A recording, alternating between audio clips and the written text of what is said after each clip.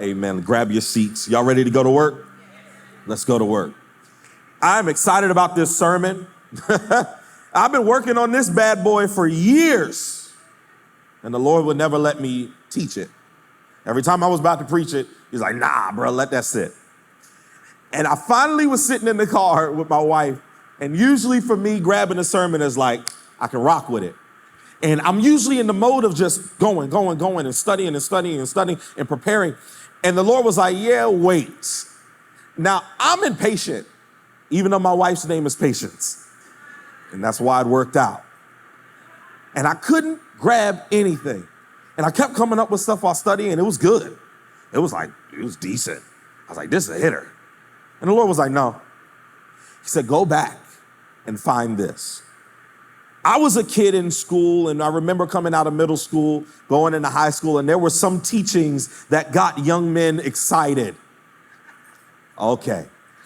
I was excited to go to high school because we were going to have anatomy class.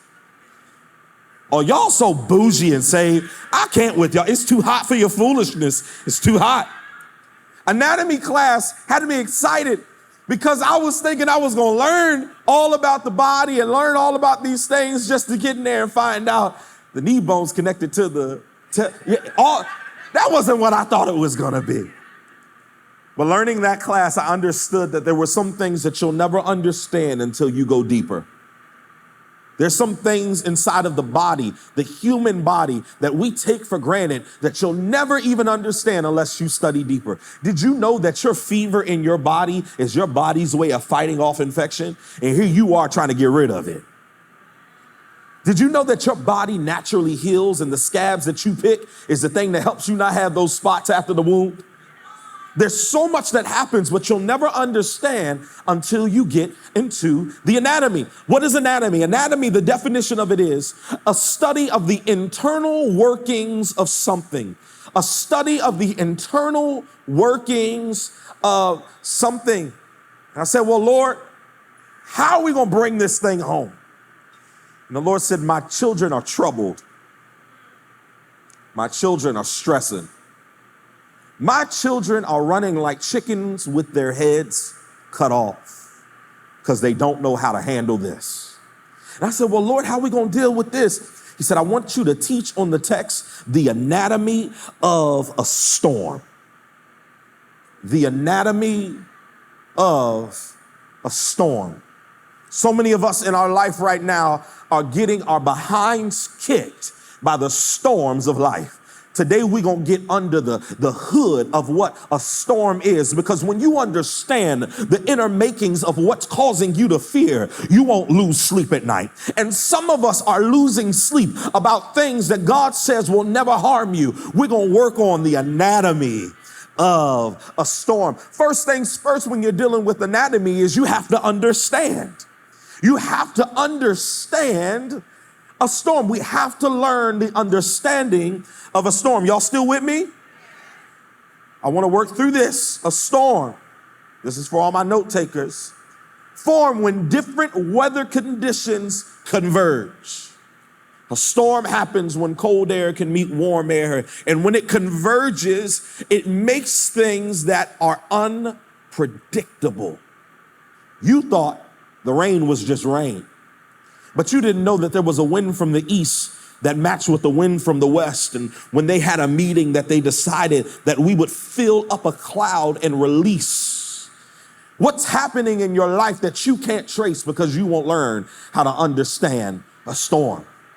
Everything in your life isn't to kill you, harm you, hurt you. There's some things in your life that are meant to better you, but you're running from the storm. But I need some people in the room who gonna get 10 toes down and start chasing some storms. Today is about learning about the anatomy of a storm. I want to turn to Matthew chapter 8. Matthew chapter 8. I want you to see what Jesus does with a storm before you start deciding what you'll do with a storm. Because a lot of times we're learning how to fight storms based upon the history of the people in our life. Your mama may have never learned how to fight the storm or deal with the storm, but for you, you got to make a decision that I will decide, that my mind is made up, that God is in control. In Matthew chapter 8, verse 23.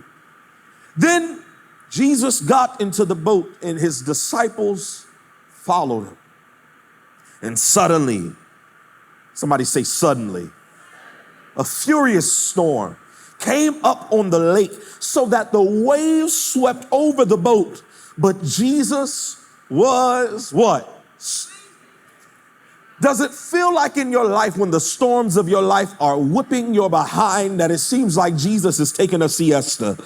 Okay, everyone here is just a perfect believer and nothing's wrong in your life and all of your bills are paid and your bank account is full to the overflow. But if there's someone who's just real and honest enough to wipe the sweat from your brow and say, there are some times in my life that I thought I was alone in the storm.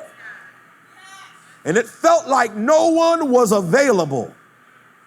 And when I looked for Jesus, I saw him resting. When I found the Savior in the scripture to confirm that he would fight for me, there was many times of him talking about rest, even when I wanted him to war. But when you learn the anatomy of a storm, you know that Jesus is warring while he's resting. Even while he's sleeping, he's capable of making sure that the storm doesn't kill you. They were worried about the storm overtaking them, but Jesus in his greatness still had command while he was sleeping. Did you know that a Jesus sleeping is greater than you at your best? Jesus sleep is better than you hitting on 100. You got to be able to have trust and faith that Jesus is working. In verse 25, it goes on to say, the disciples went and woke him up. I would not want to be the one to wake up Jesus. I want him to get all 12 hours, 8 hours of his sleep. I want my Jesus to have no bags under his eyes. I want my Jesus to sleep. But when it feels like death is imminent, you'll do anything to be safe. And some of us in this room, we've gone into urgent emergency tendencies in our lifestyles. We don't even attempt to withstand the storm. We cry out to be saved from it. And what we see here is that they said, Lord, save us. We're going to drown. And Jesus, in his witty response, replied and said, you of little faith, why are you so afraid? Then he got up and rebuked the winds and the waves, and it was completely calm. It was completely calm. And the men were amazed and asked, what kind of man is this? Even the winds and the waves obey him. When you learn that you can trust Jesus in the storm, what is life that's hitting you upside your head in comparison to something that can and should overtake you? What is a family distraction? What is a healing needed in the body? What is a car on the fritz? What is an AC system not working? When I understand that if my Jesus can sleep to the waves almost overtaking, and when he gets up, if he just speaks over my situation, the winds and the waves must obey him. You have to learn that before we go any further. If you don't believe that Jesus has the ability to command, nothing in your life is going to seem like it can be won. And the problem is you love Jesus to save you for eternity and from crucifixion and in resurrection, but you don't trust God to give Jesus the strength to fight your everyday battles. You trust Jesus in death. You don't trust him in life. What ends up happening with us on our day-to-day is Monday through Saturday, we are getting our tails handed to us. Most believers are crippled in fear, crippled in anxiety. Don't even want to get out the bed. Don't even want to go to the job they prayed for. Don't even want to take care of them kids that you asked Jesus to give you when you was having infertility issues. You don't even want to love the husband that you cried to meet, and Jesus even sent them through the match.com. The person, oh, okay. All right. You got to understand that you have to trust Jesus in the things that you willingly can control. Faith doesn't come in the things that seem impossible. Faith is tested when you got to give it to God, even though you know that you can change it. That's faith. When I have the ability to go get a better job, but I'm gonna trust you with the one I asked you for. That's faith.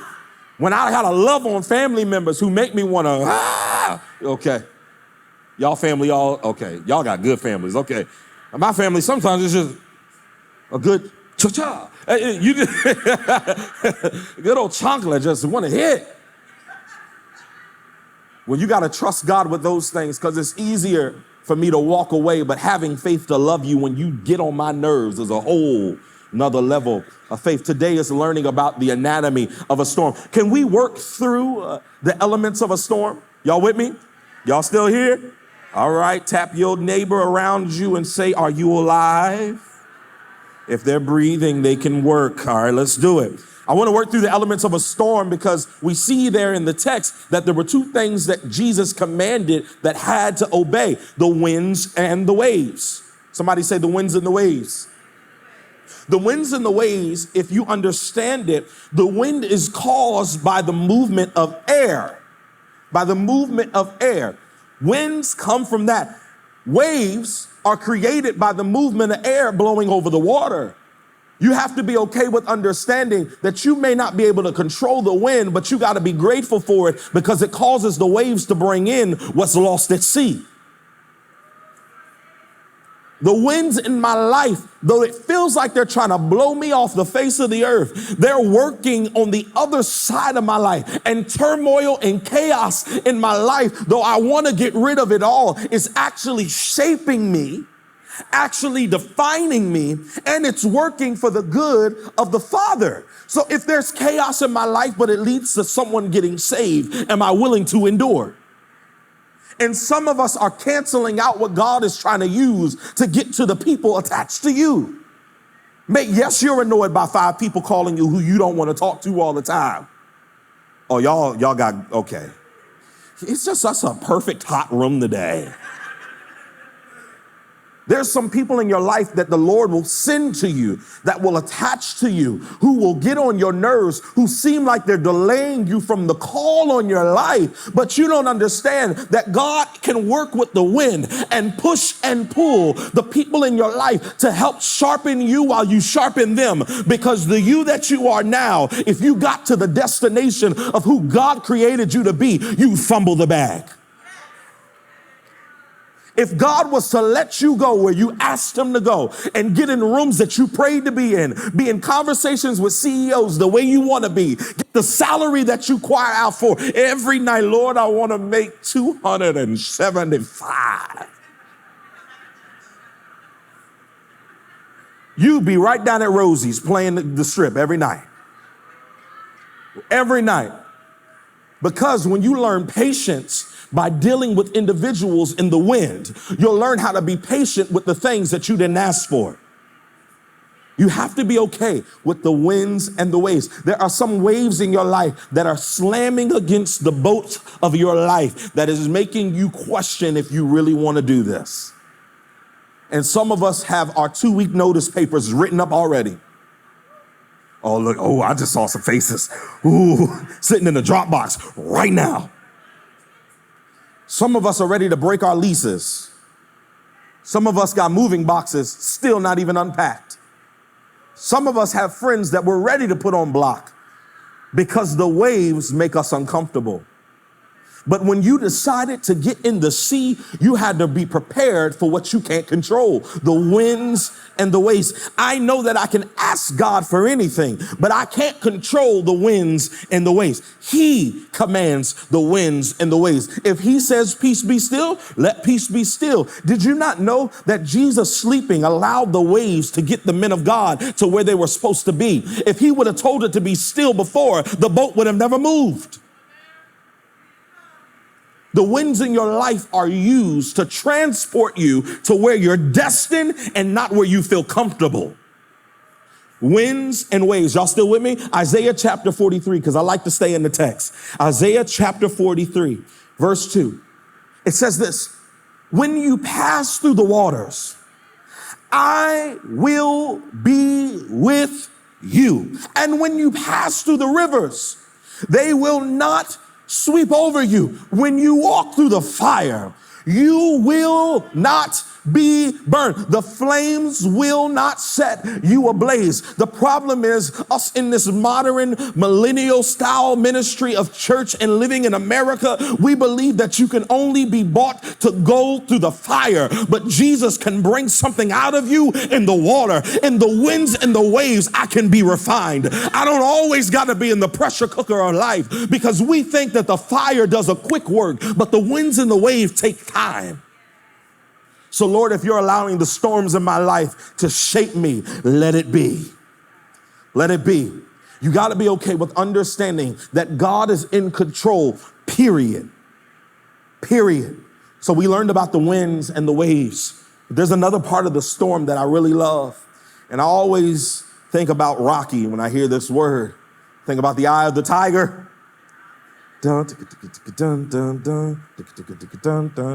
Okay. Y'all ain't want to run up them steps like Rocky. I would have made it about 2 flights up. I would have been down. There's a part of the storm that is so important that we always want to run from it. Most people want to run from this because no one wants to be in the middle of the storm. Everyone wants to be on the outskirts to get out of it. One thing that just happened recently is we took our kids down for the month to my mom in Houston. And if you were watching the news in the last month, there was a storm called Beryl. And Beryl hit as soon as Patience and I left from dropping the kids off. Now that was faith. Because for that mama bear to leave her kids in a hurricane and she ain't hop on a flight immediately, that was Jesus. But one thing happened. They lost power and the storm was crazy. I mean, it was a bad storm. And we finally got in touch with my mom, and my mom made me have peace by telling me these one things. She said, baby, I'm good. We're in the eye of the storm. I'm good. We're in the eye of the storm. In my mind, I couldn't understand it because I'm like, how are you at peace? There's no noise. She said, in the middle of the storm, that's where it's most calm. Good God. It was in the middle of the storm that there was no winds blowing. It was in the middle of the storm that there was no chaos. It was in the middle of the storm that she found peace. And in our lives, we've been trying to run out of the storm, but the chaos is in the outer rings. You got to run into the middle. When you learn the anatomy of a storm, you don't try to escape the fray. You run into the Lord because that's where I find my safety. That's where I find my refuge. He is my strong tower. That's where I find my strength. And I've been trying to get out the storm, but if I can just settle in, I'll survive. The eye of the storm, you understand, of the hurricane, that is the calm, clear area. That is where the eye wall and the severe weather is surrounding. You got to be okay with not reaching out into the eye wall to try to grab people into the eye of the storm, because you'll find yourself in some mess. If the Lord calls you into the quiet peace of the eye of the storm, he didn't call you to be Twister. He didn't call you to be no Brad Pitt. He didn't call you to be no Jason Bourne. And he didn't call you to be no Arnold Schwarzenegger. Stay your behind in the eye of the storm. Oh, it got quiet again. Did you know that people can find refuge by seeing you at peace when they're in chaos? You can help so many people by staying calm, cool, and collected with the Lord rather than join them in chaos. You think that you're doing mission work by jumping out into mess when God's saying, I had you covered. If my mama would have left the eye of the storm to go out there and try to save people outside of the eye of the storm, she could have lost her life while they were safe. What happens when the anatomy of a storm, when you don't understand it, that you leave safety in the Father to join someone in misery and you never make it back to the eye? When you can't make it back because you got caught in some mess, when you went to go hang out with someone to help them in a down season of their life, and you find out that you stayed overnight in their bed with them. Oh, I know the kids is here. They be all right. I ain't say the word. When you find yourself in the eye of the storm and the peace and the calm, and you understand that people are in chaos outside where they're broke, they don't have money, and they need you, they want to live with you, they want to stay with you, and you find yourself leaving the eye of the storm to go help them and never get back to what you prayed for. Now you don't even want to stay in your house no more. Ain't nothing worse. You pay rent, you don't want to go home. You have to be careful that you don't let the eye of the storm get away from you. Psalms 46, verse 10, and we're going to keep rolling. Psalms 46, verse 10 says, he says, be still and know that I am God. I will be exalted among the nations. I will be exalted in the earth. Can we just do a little cool little thing in your notes? I want you to write this down. I must be found in the eye of the storm. Instead of writing EYE, I want you to put I. You got to be okay with understanding that that I is not you.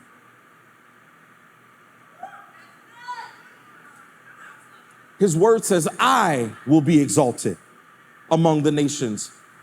I will be exalted in the earth. Could it be that you've tried to find refuge in you and not him? You got to understand that the eye of the storm is in the Father and not you. Y'all still with me?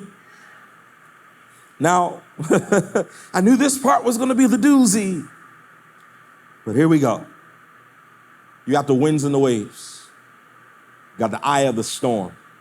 But what I'm finding out now more than ever is the saints in this world and the ain'ts of this world are finding themselves in self-induced storms. Because we believe that rain brings harvest, so if I can endure a pre-made storm, greater comes after. There's something scientifically that is being done, whether you know it or not, called cloud seeding. Ain't nothing worse. Dubai out here making it rain on purpose. And one time they couldn't turn it off. Cloud seeding is introducing silver iodide into the sky to make this cloud swell with precipitation. Because if I can induce a storm, I can produce a harvest. And some of us are creating storms in our lives with this woe is me. It's an emergency. Boy who cried wolf, because I know if I induce a storm, the cavalry is coming. But sooner or later, what you'll find out is you're going to start getting deleted out of phone lists. You're going to start getting blocked on some text lists. Everybody you borrowed money for never got their money back. You keep inducing storms, trying to create an artificial harvest, and all you'll get is natural chaos. Because when you do something out of God's will to induce something out of his time, it's not blessed. It's not blessed. And some of us are creating self-induced storms, thinking that we can jump in marriages and relationships with individuals that will induce rain because we think that we get glory by converting them into who they're not. Self-induced storms. God never intended for you to create chaos. Can I tell you that you can't control the rain? You can't. You may be able to start it, but you can't control it. And at the moment that it feels like it's just enough, that's when you lose all control. You know how many people I know who are drug addicts to this day who said that they never knew it would get this bad. They thought they could just do it one time. You know how many people I know who are addicted to all types of things who said, I didn't know I would have a life created out of misery. It just happened one time. God's been protecting you in the storms that he designs. Don't find yourself lost in death in a storm that you created on your own. Y'all still with me? Let's look at this text. I want you to see. There was a man named Jonah. In Jonah chapter 1, it talks about this individual who created a storm by being disobedient. Yep, creating a storm on your own is disobedience. If God didn't tell you it was supposed to rain, but you made rain, it's disobedience. You actually are acting in a role as a deity. Okay. You are operating as a deity, placing yourself in a Godhead position to create rain, to bring harvest. There was a man named Jonah who decided that Nineveh didn't deserve the grace that he couldn't control. So he found himself in a boat trying to go the opposite direction. You're creating a storm when you're doing things that God does not allow. In Jonah chapter 1, we see here, it says, then the Lord, the Lord sent a great wind on the sea, and such a violent storm arose that the ship threatened to break up. And it goes on and says, all the sailors were afraid, and each cried out to his own God. How many people in your life are crying out to their own God because you're not obeying your God? How many people in my life get closer to their idols because I'm being disobedient? Because I see you not obeying your father and he's not protecting you, so I got a better chance of calling on who I believe. Disobedience. And they threw the cargo into the sea to lighten the ship. But Jonah had gone below deck where he laid down and fell into a deep sleep. Here we go. Jonah thought he was Jesus. There's nothing worse than creating a storm and then going to sleep under the boat. And some of us in our life, we've created chaos for all the people around us, all the non-believers around us, all the believers around us, all of our children, our children's children, our spouses, our friends group. We've created a storm out of our disobedience. And when they come looking for the source, we're asleep. No faith, no prayer life, no worship position, no consistency in community of faith. Don't even give anymore. None of the things that got you to the position to have access. But now because you aren't happy and satisfied, you created a storm. And that people in your life are throwing out all the things on the boat just to find you at rest. And it goes on in the story to say that they figured out who it was. Sooner or later, the people in your life are going to figure out that you're the source of all the rain. They're going to figure it out. Sooner or later, the people in your life will identify you as the rainmaker. What ended up happening was they made a decision. What are we going to do? Jonah had to be humble enough to say, it's me. In verse 12, it goes on after this moment of picking and casting lots and all of these things. Jonah declared in verse 12, pick me up and throw me into the sea, and it will become calm. I know that it is my fault and that this great storm has come upon you. For some of us in this season, it's going to take sacrifice to cause the rain to stop. It's going to take sacrifice. You're going to have to be willing to get tossed overboard from the vehicle that you use to escape the will of God. Help me, Lord. It's going to take sacrifice to get into the water of the very storm that you created for the peace to be calm. How many people in our lives need to see us go overboard for their rain to cease? How many family members, how many friends, how many people on our jobs? Did you know that your job could see record-breaking income and invoices fulfilled if you actually got off the boat?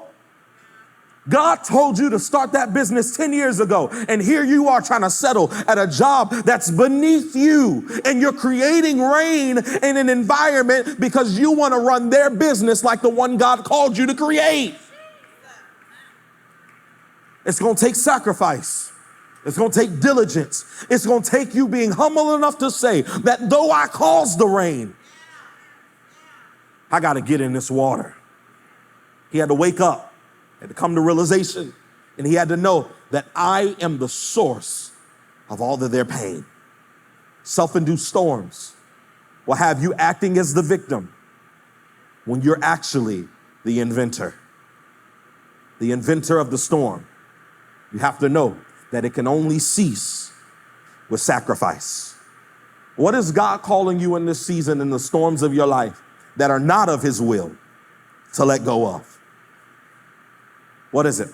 There's a statement that is given that Jesus made early on in this sermon as we were walking through this, and Jesus was on the boat with his disciples, and he made the declaration after he was awakened out of his somber sleep.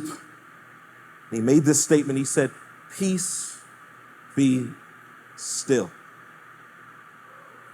Peace be still. A lot of us want to speak to the storm, but what happens when I got to declare that to me? When I got to look in the mirror and I got to declare, peace, be still. When I got to look in my heart and see that there's hurricanes inside of me that are created out of ambition and not out of destiny. And I got to declare over me, peace, be still. When my mind is running in a marathon speed and it's running like a Ferrari on steroids with nitro fuel, and it's running trying to create scenarios that don't exist about people who really don't care, I got to declare over my mind, peace, be still. When my body is creating storms in itself and I'm creating sickness because people in my life died over something that isn't in me, I got to declare over my body, peace, be still. When my children are acting chaotic and they acting like they lost their mind, they done forgot all their upbringing, they done forgot every service I done took them to, they done forgot every Bible story I've read them, they forgot every summer camp I paid for. When they forget it, I gotta look over them. Instead of trying to cause storms in their life, I gotta look at them and say, peace, be still. When I see non-believers in my midst, at my job, and I think that it's better for me to thump my Bible than it is to break bread, I got to declare over myself, peace, be still. When you learn that the peace that Jesus is speaking of is not exempt from you. You're not exempt from the peace. We're not exempt from the peace. We may be very well the storm in somebody else's life. Sometimes you got to declare over yourself, peace, be still. Lord, may I move like a river and not like a rushing wind of chaos. Peace, be still. Don't let me be a hurricane today, Lord. I want to be a vehicle and a vessel to let your will be done. Peace, be still. Peace, be still. You understand the anatomy of the storm. I can survive what almost drowned me. I can make it through what almost killed me. As we close out today, I want to give you practical tips because I don't want you being over here talking about, Pastor told me all about the storm, but he ain't never tell me how to fight it. Y'all be working my nerve. Let's go. You ready? Here we go. Practical tips. I want to get you practical steps to preserve your life.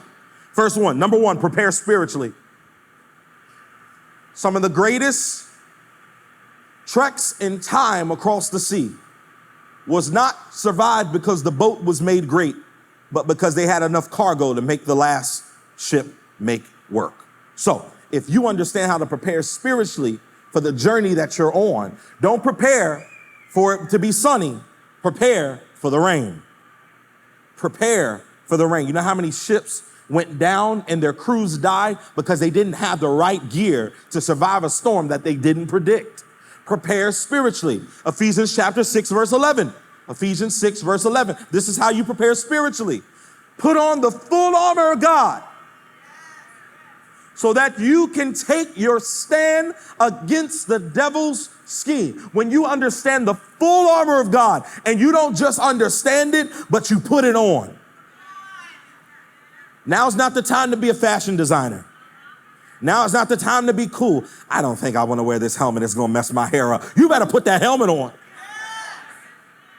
Put on the full armor of God. That is how you prepare spiritually. Next, 2, you have to stay anchored in faith. Stay anchored in faith. To be able to survive the storms, you have to stay anchored in faith. The anchor keeps the ship steady during the storm. When the storm is coming, the anchor keeps the ship steady. The problem is we packed a light anchor. And we got this baby anchor. And the problem is when the anchor hits the bottom, all it takes is for one wave to push the boat. The anchor is going to be a stress to get on the boat. It's going to make you want to not put it on. Sometimes the anchor is going to be the hardest part of the trip, because you got to find people to help you put it on the boat. When you build up your faith, that is the thing that will steady you. Hebrews chapter 6, verse 19. Hebrews chapter 6, verse 19 says this: we have this hope as an anchor for the soul. firm and secure. It enters in the inner sanctuary behind the curtain. It's the anchor of my faith that will go beyond what I see. It's the anchor of my faith that will look deeper into my heart. It's the anchor of my faith that will sustain me when I want to give up. It's my faith. Last thing, and we're out. Number 3, you got to seek some support. A lot of us out here are believers manning a cruise liner with no crew. You got a big boat. Dell and Brennan, big boat. All my stepbrother friends. Yeah, you got it. There's nothing worse than you having a grand boat and nobody to help you stir. No one to help you row. No one to help you steer. No one to help you throw out the anchor. No one to help you shift the wind and the sail. When you don't have a crew, you are just out here drifting, floating all over the place, getting jacked up by life. One of the greatest things that you can find in a storm is community.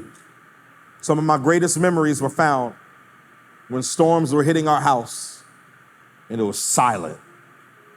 Because my mama said, turn that electricity off, God is talking. And what I didn't understand was she was conditioning us through support to be prepared for what would come if the storm continued. If the power cuts off, you won't see it as an inconvenience because I prepared you. That's why support matters. Support is necessary. Stop being a lone wolf out here. It's not cute. It's not funny. And you're not greater because you're alone. The enemy sees you as an easier target. It's better for me to pick you off by yourself than work with you with a group. So can we make a decision today that we're going to stay anchored, that we're going to find some community to help us be able to survive the storms of life? Why? The storms are coming. I'm sorry. I know you thought Pastor Marcus was going to get to the end and give you this whole, you can control the storm. I'm not about to be a heretic to make you feel good about your life.